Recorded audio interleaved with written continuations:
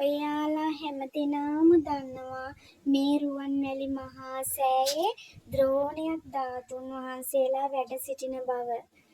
මෙහි පිට කිසිම තැනක් නෑ අපේ රුවන්වැලි මහා සෑය තරම් පූජනීය බලාපොරොත්තු ඉෂ්ට කරන අපට අපින් වෙච්ච වැරදිවලට සමාව දෙන තැනක්.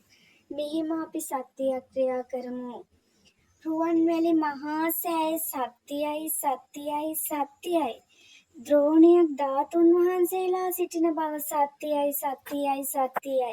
ඒ සත්‍යානුභාවයෙන් මා අතින් වරදක් වී ඇත්නම් මට සමාව දෙනසේක්වා මට සමාව දෙනසේක්වා.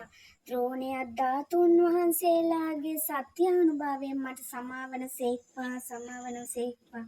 සාදු සාදු. රුවන්වැලි මහා සෑය සත්‍යයි සත්‍යයි. ද්‍රෝණයක් ධාතුන් වහන්සේලා සිටින බව සත්‍යයි සත්‍යයි.